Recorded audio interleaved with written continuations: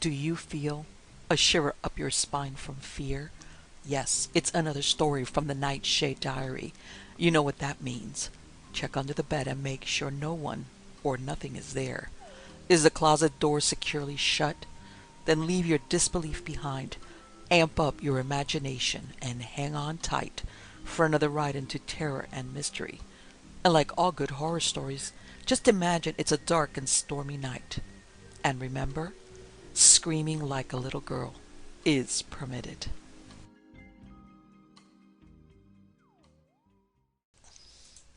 Bells of Oceana by Arthur J. Berks.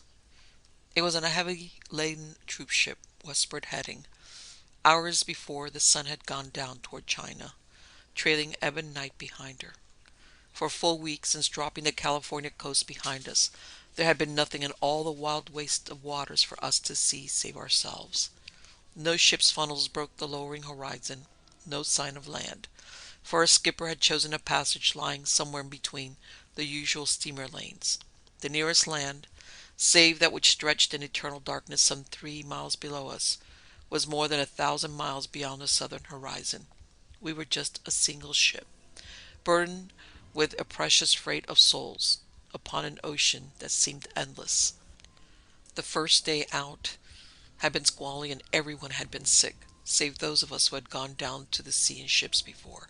But with the dawning of the second morning, the sea had calmed down and our vessel rode through the blue, toward the horizon bowl which ever crept before us, in the golden wake of the setting sun. The voyage, if the old salt spoke truly, would be uneventful, but with that strange premonitory feeling which comes to all of us at times, I did not believe them. Something, from the very first, warned me that our voyage was ill-fated. I couldn't explain my feeling. It wasn't a feeling of dread exactly, nor of fear, just a strange feeling of unease, much like that which comes to people on their first voyage, when a ship is rolling slightly under their feet, and everything, until they get their sea legs, seems strangely out of focus. That doesn't explain it, I know, but it is as near as I can put my feeling into words. I knew, when the sun went down ahead of us, with 180th meridian less than 24 hours ahead, that we were on the eve of strange momentous happenings. To add to my feeling of unease, and as though it had all been planned out by some invisible something or somebody, in the vague beginning, the officer who should have been the watch that night fell suddenly ill, and I was called upon to take his place. I knew, as I donned my belt, holster, and pistol, that I obeyed the will of some invisible prompter, a prompter without a name. We had 7 sentries out at various important places about the ship, and I made the routine inspections before turning in, less than an hour before midnight. When I entered my stateroom and turned on the light, that feeling of unease was more pronounced than it had been at any time previously. I had the feeling, though I had locked my door when I had last quitted my stateroom, that I had entered again immediately after someone had left it. Yet that was impossible. I had carried the key in my pocket all the time, and my cabin boy was not provided with one. There was no way that anyone, or anything, could have entered my stateroom in my absence, save... Still, as though my every move had been ordered by some invisible prompter, my eyes darted to the porthole beside my bed. It was quite too small for the passage of a human body. If anyone had gone out through the porthole, that one had fallen or plunged into the sea, for had the porthole been ever so big, there was absolutely no way one could have left my stateroom by that way and still remained upon the ship, unless that one had gone out and were even now hanging by his hands along the ship's side. So strongly had the feeling of an alien presence intruded itself upon me that, in spite of knowing myself an utter fool for entertaining any doubt whatsoever, I strode to the porthole and looked out. There was nothing, of course, save water, now black and forbidding, stretching away to the south, to a horizon that, since night had fallen, seemed to have crept quite close to us to watch our passing. Still unsatisfied, in spite of arguing with myself, condemning myself for a fool, I deliberately closed the glass, which masked the port, took my seat in a chair beside the bunk, facing the round glass which resembled, to an imagination suddenly fevered, the eye of a huge one-eyed giant of the porthole, and began to undress. Mechanically, I lifted first one foot, then the other, removing shoes and stockings, but I kept my eyes upon the closed porthole, and that feeling of an unseen presence in the room was stronger as the moments fled. My undressing completed, I stood erect to turn out the lights and paused in the very act, a cry of terror smothered in my throat by a sheer act of will.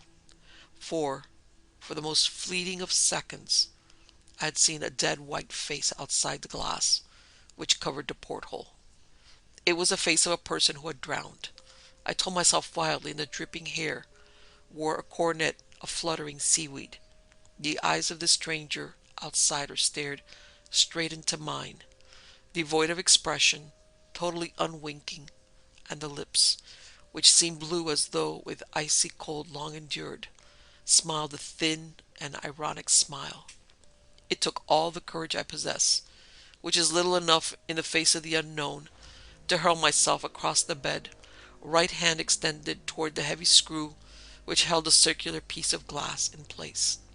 In the instant my hand would have touched the glass, the ship rode into the edge of the storm that was to fill the remainder of the night, and the stern of the steamer rose dizzily on the crest of a mighty wave, dragging all the vessel with it, and the face slid slowly out of sight below the porthole, the bluish lips still smiling.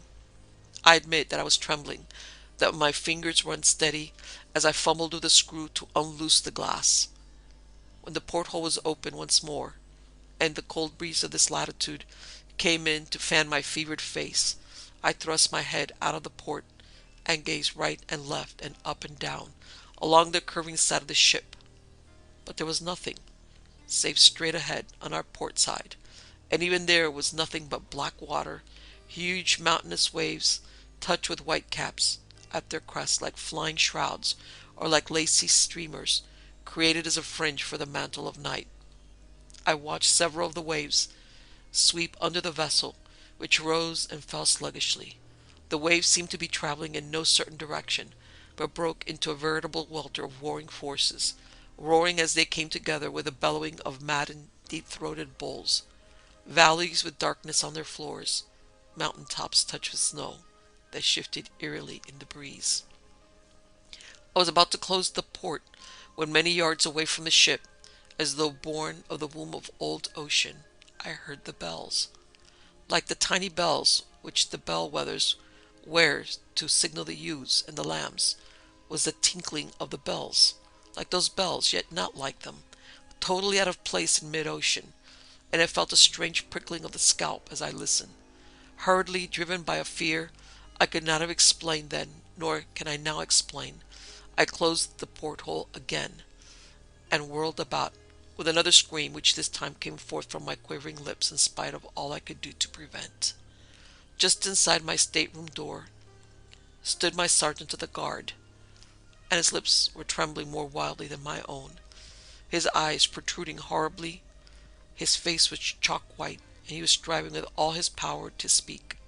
As I watched his manful struggle, I dreaded for him to speak, for I knew that what he had come to tell me would be something strange and terrible, something hitherto entirely outside my experience.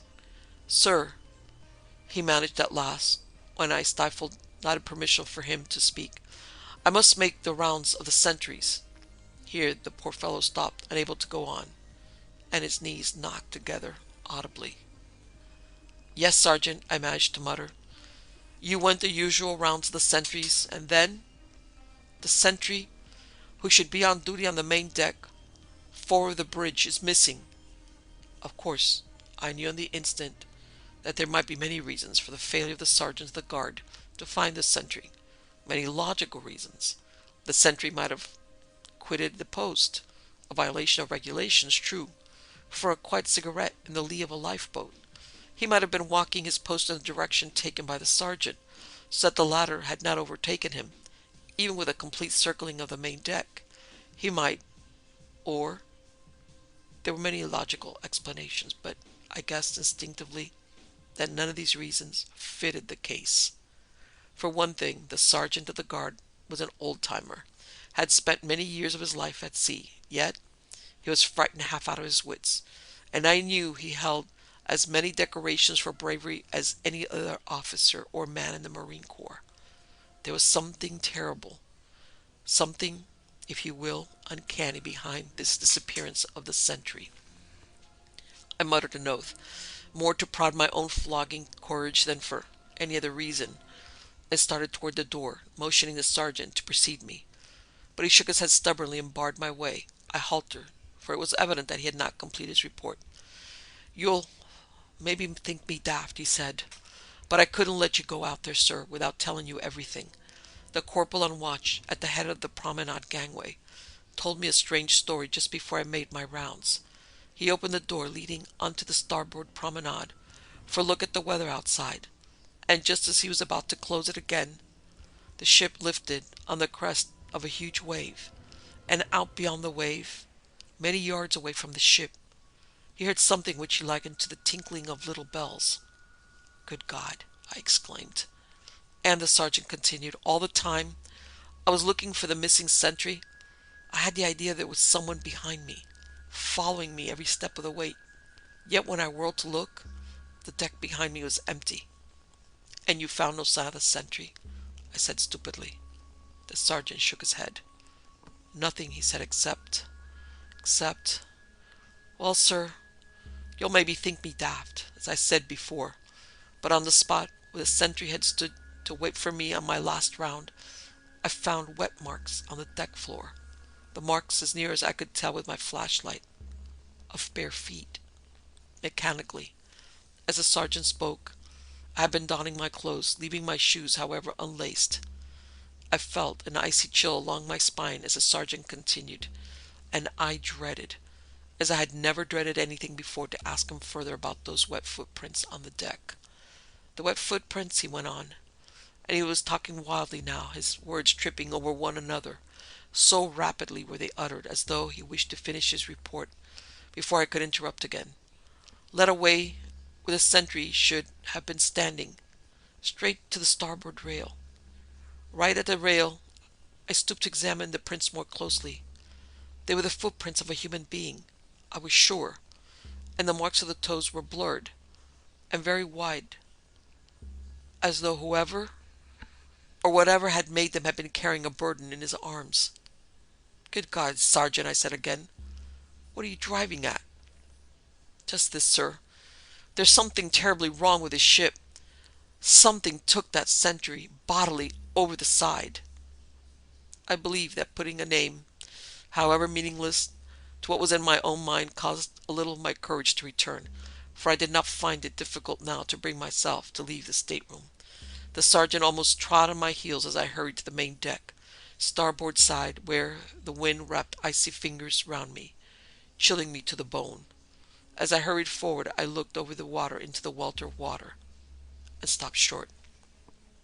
Behind me, the sergeant groaned, hollowly, like a man who had been mortally wounded, for out of the waters, away to starboard, came the sound of tinkling bells. I darted to the rail and leaned far outboard, striving to pierce the gloom. There was nothing save the watery wastes, mountains and valleys, and two spots of greenish phosphorescence, far out like serpents' eyes, which watched the passing ship. But when I looked at them closely, straining my eyes, seeking the form below the eyes, the twin balls of eerie flame vanished, a wall of water protruding between itself. Well, we found the sentry, sprawled on his face, where the sergeant should have found him on his rounds. I turned the body over, and it was quite cold, with excellent reason. The corpse was dripping wet, entirely nude, and the lips and cheeks as coldly blue as though the corpse had been dragged for hours on a line in the wake of the ship. No matter how secluded one's life may have been, no matter how carefully one may have been guarded during one's lifetime, there come into the lives of most of us certain inexplicable happenings which may never be forgotten. This matter of the dead sentry was one of these for me, and I shall go to my grave with the memory of his cold cheeks and bluish lips limned upon the retina of my very soul. So many strange circumstances. Thank God that at that moment I could not look into the 2 hours or more of terror which even then stretched before me, else I should most surely have gone entirely mad. Were they connected with this matter that, taken altogether, it is little wonder that I have been unable to forget. The roaring of the wind which was lashing all the ocean into fury, a maelstrom in mid-ocean, ghostly white caps stretching away into darkness, into seeming infinity, the frightened sergeant behind me, his teeth chattering with fear, the dead sentry at my feet, his body blue with cold, entirely nude as I have said, the marks on the deck of huge bare feet, wet as though the feet had come up out of the sea, the eerie sound of bells between our vessel and the lowering horizon, and that dead white face which I had seen beyond the porthole of my own cabin a half-hour before. What was the explanation of it all? What was the cause of the bells, if bells there were? What had come up out of the sea to stride barefooted across the promenade deck of the slumbering troop-ship? Had my sentry seen whatever had come for him before he had been taken? Add to all these circumstances the fact that all hell was loose in the watery waste, that it was now after midnight, and you will understand a little of my feelings. Never before or since have I been as frightened as I was then. I don't regard myself as a coward, nor am I ordinarily superstitious, but show me the man who is without fear in the presence of the unknown, the utterly uncanny, and I will show you a man who has no soul. I whirled, bumping into the sergeant, who manfully muffled a scream at my unexpected movement, and started almost blindly toward the stern of the troop-ship. As I strode along, with the sergeant at my heels, once more strange images fled across my mind. I remembered the tale of De Lorelei, the maiden who had lured sailors to their death with her eerie singing, and strained my eyes through the gloom, seeking shapes I feared to see. Then my mind went further back, to the years before I could read, years in which, thirsty for knowledge, I studied pictures out of old histories to satisfy my longing for wisdom. One of these pictures came back to my mind as I hurried aft, a picture of a hideous monster of unbelievable proportions, who had come up from behind the ocean's horizon, blotting out the sunlight, long arms extended into the picture's foreground, the right hand holding aloft a medieval sailing vessel, which had been lifted bodily from the ocean. A fantastic picture, I knew now, drawn to prove the existence of terrible monsters beyond the horizon to which as yet no caravel or galleon had dared travel. I wondered as I strode aft why this old picture should return to my mind at this time, and fear was at my throat again as I walked. "I am coming, O my beloved." The words, high-pitched with ecstasy, came from straight ahead of me, and out of the heavy shadow cast by a huge funnel stepped one of my sentries. Just for a second, as he strode toward the starboard rail, I could see his face, and the face was transfigured, as though the man gazed into the very soul of the perfect sweetheart somewhere beyond the rail. Slowly, step by step, as though he would prolong the joy of anticipation, the sentry who had hurled his rifle aside approached the rail, still with his eyes fixed on the welter of waters overside, while I halted spellbound to watch what he would do. From out of the waters there came once more the tinkling of bells, and with a sound as though the sound had been a signal, a huge shadow detached itself from the shadow whence the sentry had stepped but a moment ago, and loomed high above the luckless youth. At the same time the ship climbed high above a monster wave, so that her starboard side went down, down, until white water came over the side, and when she straightened again, shuddering through all of her, the sentry had vanished. From well rearward of where the man had disappeared, from out of the smothers of water, there came a single long-drawn cry. And it was not a cry of terror, not a cry of pain, but a scream of ecstasy. "He's gone, Sergeant," I said stupidly. "But what took him? Not the wave. He had only to seize the rail to save himself." "Did you see the shadow, Lieutenant?" the sergeant replied. I did not answer. He knew I had seen it. We strode on again, heading towards the stern, and all about us now, over the ship on either side of her, but never on her, there tinkled the eerie, unexplainable bells. We stood at last in the very stern of the troop ship, gazing into the ghostly wake far below our coign of vantage, and with certain care I followed the wake rearward with my eyes, but one could not follow it afar. That was a circumstance which impressed itself upon me almost at once. The wake died away, short off, within less than a dozen yards of the ship's stern, as at the very moment of birth it had been ignominiously smothered. In a trice I understood the reason, and thought I understood many things besides, for like a monster raft stretching away rearward as far as I could see, and into the darkness beyond my vision to right and left, there followed us, close to it, an undulating mass of odorless seaweed. Acres and acres of it there were, rising and falling sluggishly, but keeping pace with the troop ship through the night and the storm. Came again that sound of bells, and my hair stiffened at the base of my skull when I saw watching the seaweed the result of the tinkling of the bells. The seaweed, when the bell sounded, seemed imbued suddenly with life that was utterly and completely rampant.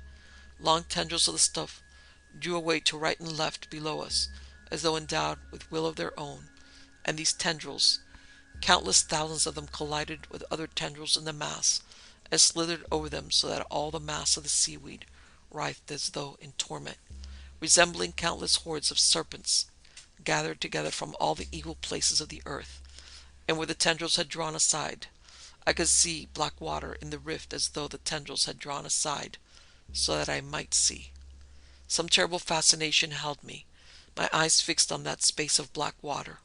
For several moments after the tendrils of the seaweeds had drawn away to right and left, and up from the depths into the opening, came two who filled all my being with abject terror and something else. One of the two was dead. I knew on the instant, for I could see his face, all white and drawn, yet with the blue lips smiling, of the ill-fated sentry who had gone over the side before my very eyes, and he had been brought up from the depths in the arms of— I hesitate to give the creature a name. A woman? I scarcely know, yet this I do know. In the instant I looked into her eyes, I understood the ecstasy I had read in the face of the sentry whom she now held in her arms. Her breast, nude and unashamed, were the breast of a buxom woman, her lips as red as full-blown roses, her hair as black as the wings of a crow, a mantle of loveliness all about her wondrous body, whipping this way and that in the storm. Her eyes swerved away from mine, and one arm, shapely and snowy, raised aloft from the water, and to my ears came again the sound of tinkling bells. Once more the seaweed writhed and twisted, pressed forward about the ship, but a single mass of it detached itself from the larger mass, pressed close to the— should I call her woman? And swerved away again, and the arms of the beautiful creature were empty. Instinctively I whirled about, knowing somehow that I must move my head before I met this creature's eyes again, and stared forward to the shadowy portion of the promenade whence the sentry had emerged before his plunge over the side. Up the starboard side of the ship crept a veritable wall of seaweed, up to the rail, pausing there for a moment, then to the deck, where it squirmed for a moment or two, taking a weird, distorted shape that made me think of a man. From out of the heart of this monstrosity there dropped, soggily, a white, cold figure. The second sentry had returned, as the first had done. I knew, as I searched through all my experience, seeking the key to this uncanny enigma, that we were heading westward outside the usually traveled sea lanes, that ships seldom, if ever, came this way, that in 7 days we had seen not one vessel, nor even the smoke of one upon the horizon. Why did not vessels come this way? But I could not answer my many questions. I could only ask them, and hope within me that they be not answered ever. Nauseated by the return of the dead sentry, nude as the first had been, I closed my eyes for a moment, and when I opened them again there was no seaweed, no monstrous shape upon the promenade, but even from where I stood I could see the wet footprints, and wondered whom next the creatures of the deep would claim from aboard our ill-fated vessel. I drew my pistol and returned once more towards the stern of the ship. This creature of the death, whatever it was, had taken life twice. Whatever it was mortal, and whatever is mortal a bullet will slay. But in the very act of whirling, I stopped short, for between me and the stern of the vessel, smiling dreamily, water rippling over her nude and glorious body to splash upon the deck, stood the creature who had come up from the depths in the wake of the ship, bearing the dead man in her arms. My arm fell to my side, my weapon clattered to the deck, and as I moved forward once more, slowly, a step at a time, as a sentry had done, the wondrous creature held out her dripping arms, and my eyes drank in all the glorious wonder of her, from head to... But she had no feet. Where the feet should have been, and the legs, there were neither legs nor feet, but a scaly column, wet and dripping, like a serpent, with a woman's body. I screamed in terror and unbelief, but it was too late, and her arms were about me, preventing all escape. But with a touch of those arms, I did not wish to struggle. I knew what had happened to the two sentries, knew the same was the prospect for me, yet at the moment there seemed nothing in all the world more worthwhile than to slip over the side into the depths with the arms of this wondrous creature about me. "Lieutenant! Lieutenant, for the love of God, what is happening to you?"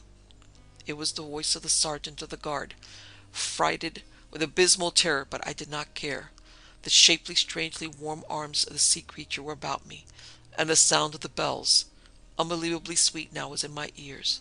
For me the world had ceased to exist, save for knowledge that these two things were true. I was carried to the rail, and went over slowly, without commotion, as comfortably as though I had been riding on a couch of eiderdown, and came to myself to know myself lost indeed. I was deep down, whirling over and over, behind the whirling screws of the ship, holding my breath until my lungs were nigh to bursting, swimming with all my might, striving to reach the surface, and life-giving air, which I hadn't the slightest idea which way was upward.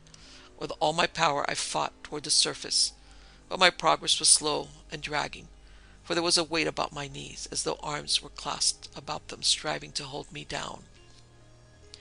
A wordless voice was in my ears, begging, beseeching, and there was something in the voice which made my struggle seem foolish and unnecessary, so I desired never to reach the air I needed. I closed my eyes, which had opened instinctively upon striking the water, and two lips pressed firmly against my own, and those lips saved my life and my reason, for they were the cold lips of a corpse, with neither love nor challenge in them. I flailed out once more, and my hand caught in the line which the steamer dragged over her stern to measure the knots she traveled.